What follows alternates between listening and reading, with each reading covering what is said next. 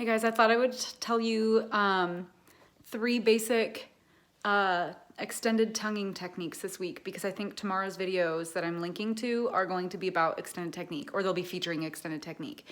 So I just thought I would give you guys a couple like basic ones, I guess, for extended technique. So first one, and probably most well-known one, is flutter tonguing, and that's where you just roll your R's while you play. You can flutter tongue on any instrument. As long as you can roll your R's, you can flutter tongue. You just have to do it more forcefully than normal to get the sound, get your tongue to flutter and to produce a sound on your instrument. So flutter tonguing, you're like that, but without vocalizing. Like that is what you would do while playing. But you can do it on anything. I play clarinet and saxophone, and you can feel the reed fluttering, your tongue fluttering against the reed, which I think can kind of be a little easier than on brass or flute, where you just have to like go for it. But anyone can do it. If you can't roll your R's, then you can't do it. There's no like cheat way. I had a friend who tried to cheat her way out of it by going like that, but it didn't really work.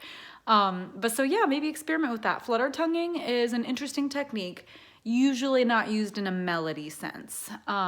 Usually more for effect, like maybe the upper woodwinds would have some whole notes with flutter tonguing to create like a sense of chaos while the band is doing something else. You know what I mean? So it's not really like a melodic line. You can move notes while you do it. Like you can play a melody while flutter tonguing. It's just not going to sound as melodic as it would normal tonguing. The other two that I was going to talk about kind of go together. It's double and triple tonguing. So double tonguing, so we normally do single tonguing in band. Like if we have quarter notes, right? Ta, ta, ta, ta. Double tonguing, you just do two notes, two articulations within that span. Ta, ka, ta, ka, ta, ka, ta, ka. And then triple tonguing is three. Ta, ka, ta, ta, ka, ta, ta, ka, ta, ta, ka, ta. But much faster. So the point of double and triple tonguing is when you have to play crazy fast notes to where it's impossible or close to impossible, or I guess harder to do them single tonguing. So like I could go ta ta ta ta ta ta ta ta ta ta ta, but you might have it in music where it goes like ta ta ta ta ta ta, where it's like it's sloppy, but you could go ta ta ta ta ta ta ta ta, and it's a lot cleaner, that tempo, because your tongue has time to go out and back basically. So anyways, double tonguing, if you didn't hear that, is ta ka. And then triple tonguing, you add a ta back at the end. So ta ka ta is triple tonguing. For both of them, when you have the ka sound, you have to put more emphasis and air behind it, because I mean, you'll notice if you try this on your instrument, it's hard to get the instrument to speak at all on the ka articulation. And then when you do get the sound to speak, it doesn't sound very articulated, right? It doesn't sound like doesn't sound like the start of a note. It sounds like just sound created. So you have to really ta ka ta ta ka ta. Oh, I just inverted it. Ta-ka-ta. So you have to really push the k sound when you do that. Flutter tonguing, like you can do, or not flutter tonguing, double and triple tonguing, you can do on any instrument. It's most common in flutes for music. Like they'll have music sometimes that will indicate like to do double tonguing or triple tonguing when it's easier. You don't really see it as much in brass, but it's more common in brass than it is on reeds.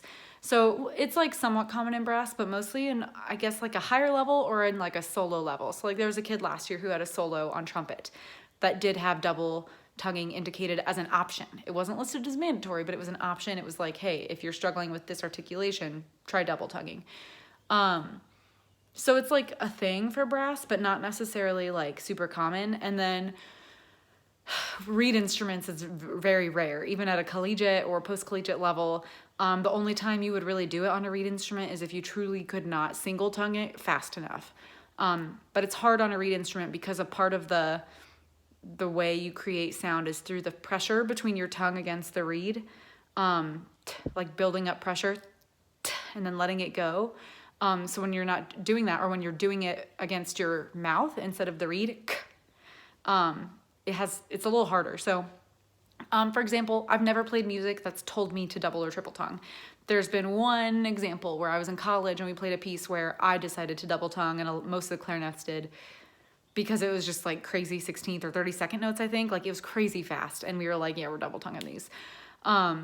But usually you just don't on a reed instrument. Brass, like I said, it kind of depends. And then flutes, it's actually very common.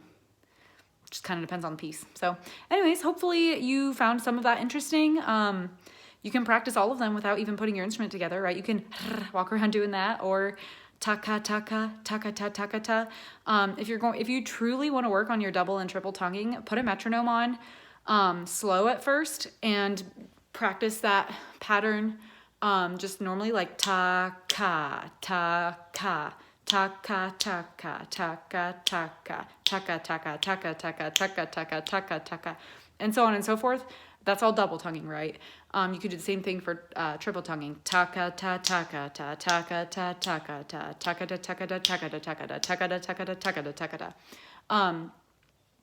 And then gradually increase once you are comfortable at the slow tempo.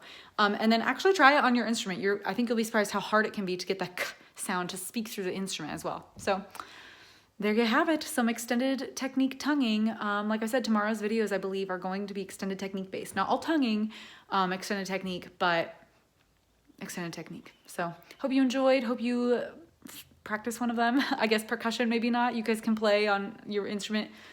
But anyways, so yeah, bye.